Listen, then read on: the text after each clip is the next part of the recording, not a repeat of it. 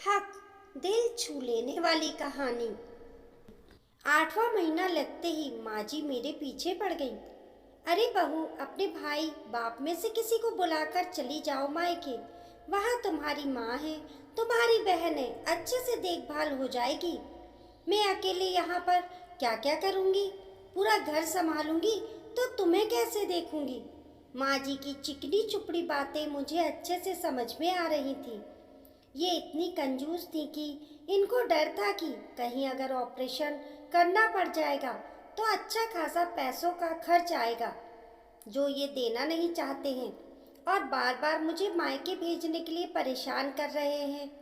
मेरा भी पहला बच्चा था, इसलिए मेरे मन में भी बहुत डर बैठ गया था, कहीं सच में लेने के देने ना पड़ जाए। इसलिए ना चाहते हुए भी मैं मायके चली गई। नॉर्मल डिलीवरी से प्यारा सा बेटा हुआ। 2 महीने मायके रहने के बाद वापस ससुराल आ गई और ससुराल आते ही बस शुरू हो गया मेरा वही पुराना रूटीन। घर के काम, किचन के काम, दिन भर लगे रहो। बच्चे के लिए मुझे बिल्कुल भी टाइम नहीं मिलता था।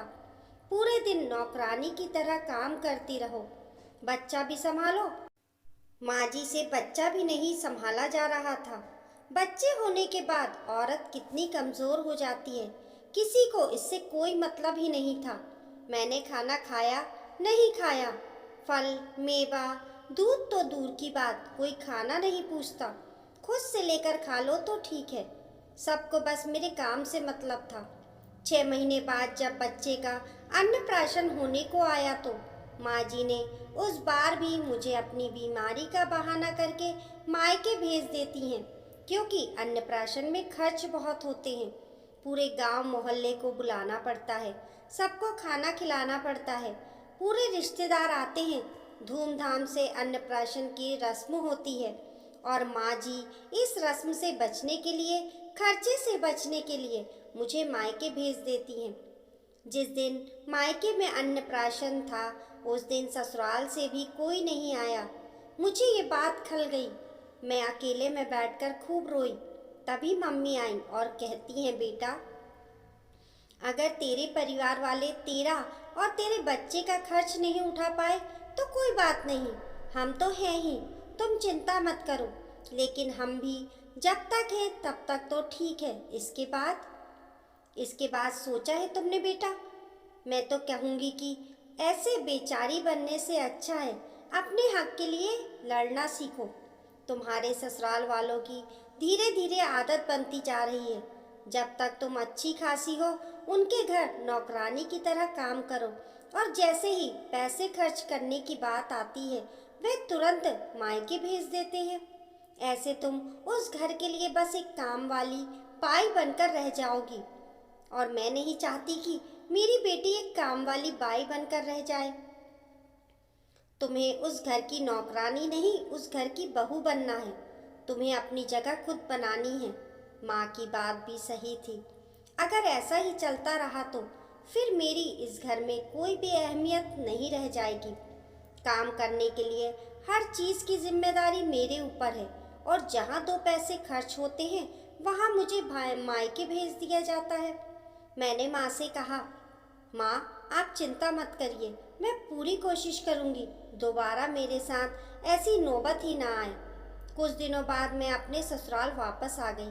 धीरे धीरे करके मेरा बेटा भी 1 साल का होने को आ गया। इस बार मैंने मन ही मन ठान लिया था, चाहे कुछ भी हो जाए, मैं उसका जन्मदिन मनाने किसी भी कीमत पर मायके नहीं जाऊंगी, चाहे उसके लिए मुझे महाभारत ही क्यों ना करनी पड़े। बेटे का जन्मदिन जैसे ही पास पास आता गया वैसे ही माँ जी बात बात पर मुझे मायके जाने की बात बोलती रहीं।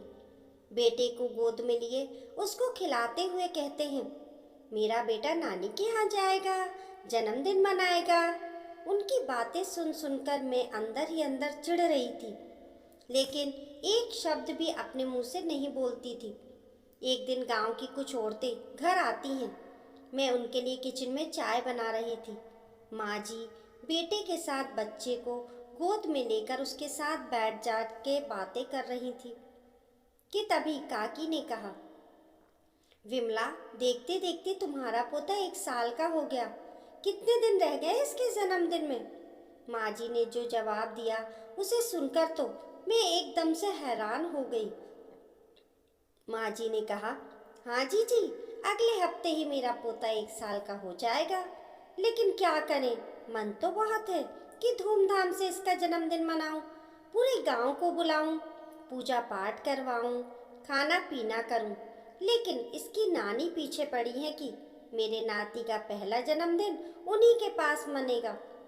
अब मैं मना कैसे कर सकती हूँ? इसलिए बहू मायके जाएगी। तुम्हारी इच्छा है, पहले तो हक तुम्हारा बनता है, तो तुम मना कर दो कि भाई इस बार मैं मना लूं, अगली बार आप मना लेना। माँ जी को कुछ बोलते ही नहीं बना। उन्होंने बस हाँ में सिर हिलाते हुए कहा, हाँ जी, कोशिश करूँगी। माँ जी की बातों से मेरा खून तो ऐसे ही खोल रहा था। तभी मेरे दिमाग में माँ की कही हुई बातें याद आने लगती हैं। बेटी, अपने हक के लिए तुझे खड़ा होना ही पड़ेगा। मैंने भी सोच लिया, अगर आज नहीं बोली तो फिर कभी नहीं बोल पाऊंगी। ये मौका भी है, लगे हाथ में भी अपनी बात बोल देती हूँ। मन ही मन अपने आप को पूरी तरह से तैयार करके चाय ले जाकर काकी को दी और चाय पकड़ाते हुए जैसे ही खड़ी हुई, काकी ने कहा, बहू, तुम क्यों बार बार अपने मायके चली जाती हो? बताओ। तुम्हारी सास का इतना मन रहता है पोते की खुशी मनाने का, उसका जन्मदिन मनाने का, और तुम्हारी माँ की जिद के आगे वह बेचारी अपनी खुशी भी नहीं मना सकती। बेचारी का कितना दिल टूटा होगा। पहले पोते का पहला जन्मदिन और तुम अपने मायके चली जाओगी। बताओ कितना दुखी है बेचारी। मैंने माँ जी को देखा। काकी जी की बात सुनकर माँ जी एकदम बेचारी बनी सीधी सादी बनी बैठी थी। ऐसा लग रहा है जैसे उनका बड़ा मन है मेरे बेटे का जन्मदिन मनाने का। मेरी माँ की वजह से लाचार बेचारी बनी पड़ी हैं।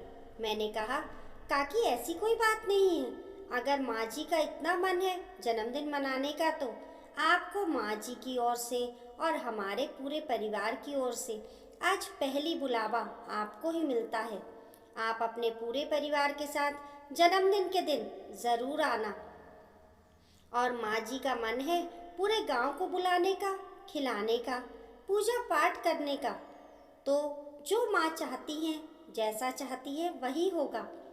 मैं अपनी माँ से बात कर लूँगी। मुझे नहीं लगता है कि माँ मना करेंगी। इतना सुनते ही माँ जी की बड़ी बड़ी आंखें करके मुझे देखने लगती हैं कि तभी काकी जी माँ जी से कहते हैं, देख लिया विमला, तुम्हारी बहू बहुत समझदार है।